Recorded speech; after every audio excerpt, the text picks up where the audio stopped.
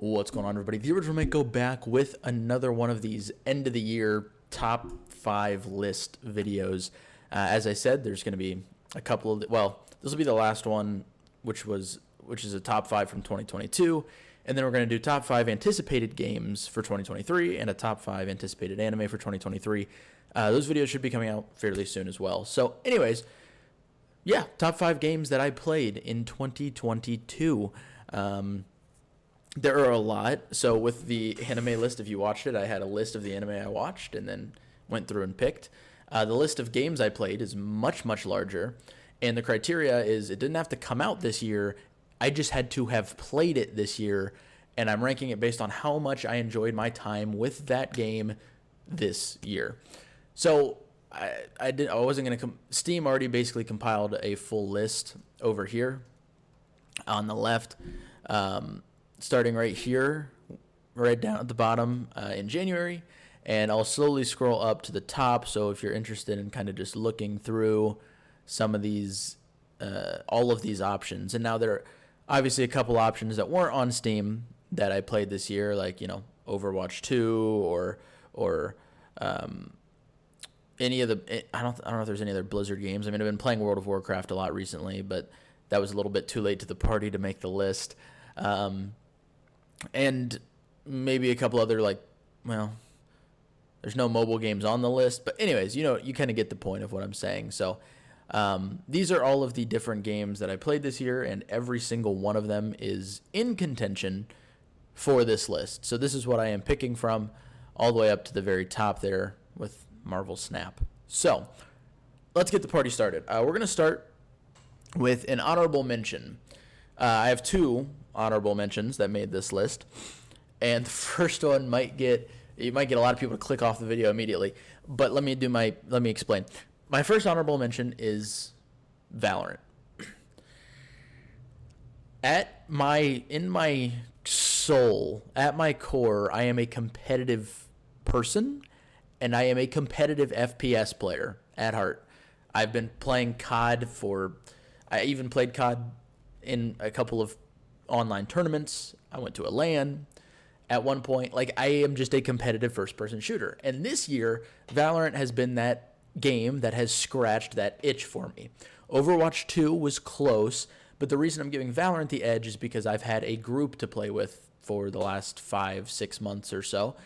And that's made it so much more enjoyable and so much more fun to have a group that I can play with on a consistent basis. A fun group of friends. It makes it a lot better and a much more enjoyable experience, and that's why I've been having a lot of fun with the game, because it's scratching my itch for me. It's doing the job, and I've had a fun group to play with the whole time. Whereas in Overwatch 2, I have to solo queue, and in COD, I think the game's going in a really unfortunate direction in terms of how much I'm going to enjoy future games. I much prefer the Black Ops 2, Black Ops 3, even Black Ops 4, all of those style of games. Everything before Modern Warfare 2019 is the kind of style of game that I enjoy and prefer, as opposed to where this game's going. So it's unfortunate and sad, but it is what it is. So Valorant is getting that honorable mentions list, not cracking the top 5, but getting the list. The next one is one that we can show on Steam because it's on Steam. Our second honorable mention, we're not getting into the top 5 yet, but our second honorable mention is going to go to Coral Island. So if you don't know what this is, it is the Stardew Valley killer. No. Stardew Valley will always have a very special place in my heart and will always be a very good game. But this is a 3D version of that game. And I'm not kidding. It is so similar in how it plays and the gameplay loop and how you operate your farm and everything, but it is just on a much bigger scale, more things to do in the game, more characters to interact with, more quest lines to do. The festivals are more fleshed out, and this game is only in early access with not even close to everything implemented. There's the reason this isn't in the top 5, and the only reason is because it's not finished yet. If this game full releases next year, I could very easily see me having this in the top 5 at the end of next year because it's amazing. It's super fun. I'll scroll through a couple more of the pictures here. I mean, look, it just looks so good. I've always wanted a 3D version of like Stardew Valley. And there are some games that get kind of close with like My Time at Portia, but this game is especially once they add multiplayer, it's going to be unbelievably good. I think it's going to be amazing. I mean, are you kidding me? Look at this shit. Look at how good this is. And they're just going to keep adding more and more. And I think this game is set up to be, like I said, unbelievable. If you're into that style of just kind of a relaxing game where you can, if I have a bad night on Valorant or something, I can just hop off, listen to some peaceful music, and enjoy farming some crops on a beautiful island. So Coral Island gets the honorable mention spot, and I could very easily see this being in my list next year, whereas a lot of these other games, I don't easily see that happening. So Coral Island, highly recommend if you're interested in that style of game. Next up, we are going to our top 5, official top 5, counting down, starting at number 5, going up to number 1, obviously. Number 5 is going to damn near one of my most played games on Steam, Lost Ark. And I haven't played it recently. It's been a while since I played Lost Ark. But the reason this game cracks my top 5 is I obviously put a decent amount of time into it. I mean, I was putting in probably 6-hour shifts on this game daily for a month or so. Not quite a month, obviously. But this game was the game that kind of helped me find a little bit of a passion for MMOs, whereas before I didn't really have that kind of, like, I there were some that I enjoyed, but I wasn't a huge fan of them.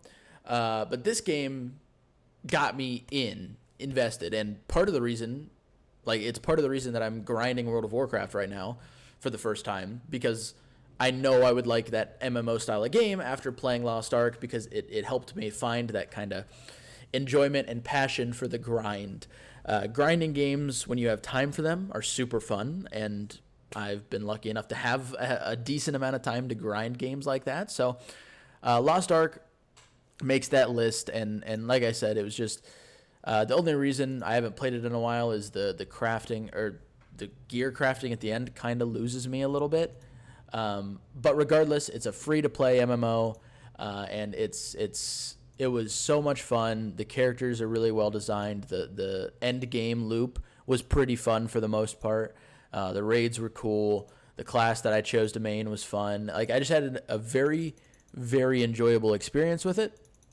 And like I said, it being free to play is a massive part of this game's success and a massive part of the reason I enjoyed it as well. So, like I said, Lost Ark, number 5, makes the list. I think it's just this game helping me find that little bit of passion for MMO RPG style of games is why it gets the nod to the number 5 spot. Number 4, another game that is currently on screen right now. Number 4 is going to go to V-Rising. V-Rising, yes. We almost got up to 100 hours, not quite. Another game that I haven't played in a while, but the relatively short time frame that I played this game was so goddamn enjoyable. It was so much fucking fun. I wasn't even playing it at the very beginning. I was playing it with a couple friends, but they left pretty quick, and then I was just playing it solo, and I was still having such a good time because, as you can see in a picture like this, like, you can craft and design your base to be pretty crazy. And the fact that, you were on with other players and you could kind of invade and raid their bases, kind of a Rust style. I had never played that kind of game before, and I enjoyed it a lot for the time that I played it. Also, another reason this is on this list is because some of you may know this, some of you may not, if you were in stream at the time, but the time that we were playing this during the year was also the exact same time that the Johnny Depp Amber Heard trial was going on, And we were having a lot of fun with that on stream. And whenever they would go do their lunch break and, after it was over for the day, we would just hop on V-Rising and grind for a bit. And I understand that trial has nothing to do with the game, but it helped my enjoyment on stream because I was having such a fun time spectating the trial with you guys that playing the game was super fun also because we were just having a great time. We were having a blast with it. So that definitely helps it a little bit, but I genuinely enjoyed a lot of my time in this game. And it would actually be one I would be pretty interested in going back and revisiting at some point for sure. So we have V-Rising at number 4. Next up, we get into number 3, and this one is another game on Steam. I just have to find it, maybe, if I can. Okay, I found it. Inscription. Inscription is number 3. It had a very good push for number 2 and number 1. But number 2 and number 1 are just amazing in my opinions. But please, please, please, if you haven't played this game, I can't recommend a game more. You might look at it and be like, oh, I'm not a huge card game fan. It doesn't matter. You will go on an absolute wild adventure playing this game. The card mechanic that you're seeing here is such a small portion of the game, but it's also done so well. Like, the card battling is so fun, but it's such a small portion. And every other portion of the game is so similar. It's interesting, it's weird, it's wacky. You go on, like I said, so many different adventures throughout the story of this game. The only reason the playtime's not up is because it's not a game you really replay necessarily. You get through it, and then you have that experience, and that's about it. If you haven't played it and haven't seen anything about it, don't look anything up and just play the game through to completion. I promise you, it'll be one of the most unique experiences you'll have from a game. It was, out of all the games on this list, it was the most unique experience I had for the entire year, without a doubt. And this happened at the very, very beginning of January, and it is still very memorable for me because of how unique it was as a gaming experience. So, highly recommend it. If you haven't checked it out, I'm not going to say too much more about it, but trust me, it is very, very good, very interesting, and I would recommend looking up some lore on the game if you're interested in it afterwards, like doing a little deep dive. I think Game Theory was the set of videos I watched. They did a really, really good job breaking down how crazy Inscription really is, and it's unbelievable. So Inscription takes the number 3 spot. Number 2 is going to go to, probably not a shock to a lot of you, but number 2 is going to go to Vampire Survivors. Now, I have not played this game in a while. I burnt myself out. I mean, we played almost 200 hours in probably a month's span. I burnt myself out a little bit, but Vampire Survivors opened up a whole fucking just flood of this genre of game. I've said this before, and I'll say it again, and I'll keep saying it. Vampire Survivors is the Fortnite of this genre. Once Fortnite came out, Battle Royales started popping out everywhere. Once Vampire Survivors came out, everybody sees the success, and these reverse bullet hell, horde survival style of games started popping up everywhere. And rightfully so. They're fun, they're addicting, they have easy, no crazy barriers of entry. Like, it's pretty easy to learn and understand the games, but it's also gets quite in-depth and complex the more you get into it. And most of these games are fairly cheap. It's just a lot of very good things come from this genre, and it's super fun, super entertaining. Vampire Survivors was the pinnacle of it, and there's a lot of other good ones. Soulstone Survivors is a really good one. Brotato is a really good one that came out this year. But this one is the one that kind of set the pace, set the tone, and showed what this genre could do, and opened the door for all these other developers and companies to release their take on that game, or on that genre. So this one was super good. Gets number 2 on my list because of like I said, I put so much time into it so quickly, but it was a ton of fun, and regardless of how repetitive the loop seemed, every single run was always different and exciting, and it made it a really good experience for stream and on YouTube as well. You guys enjoyed a lot of the Vampire Survivors content. So this game gets number 2 on my list, and yeah, it was a ton of fun.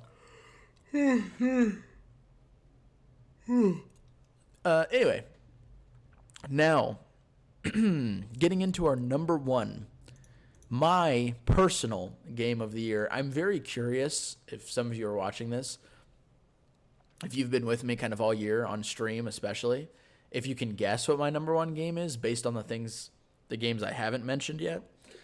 I'll give you just a second to think about it. I don't have a ton of hours in this game, but it was by far the most fun I had with a game all year. Our number 1 game of the year, favorite game that I played throughout this entire year, is going to go to our good friend, Neon White. This game was downright immaculate from start to finish.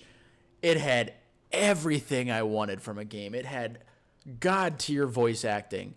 It was a high, fast-paced, speed-running style of game. It had a relatively intriguing and interesting story. It was oddly sexual, which was great. I loved it. It made it fun, and it made the dialogue between characters kind of the weird sexual tension was fun. Like Mommy Red right here. The strategy of getting through each level and then going back and replaying levels and finding fun new ways to utilize your different cards, your different weapons to get to the final goal. Everything about this game was literally just perfect for the art style. It was all perfect for me. And I only have 20 something hours in the game, and all 20 of those hours I spent loving it. There were plenty of levels that got me frustrated, but that was the fun of the game. It was a fun frustrated, because I was like, how do I do this? How do I get around this? What's the best way to deal with this? I just have to get better, that type of thing. And I can't, this was a step above, like, we have Neon White, Vampire Survivors, and then the rest. This was just a step above every other game that I played this year for me. If you were with me on stream when I played this, you'll know how much I enjoyed this game and how much fun we had with it. Going through the story was just a wild turn of event, twists and turns and weird things going on. And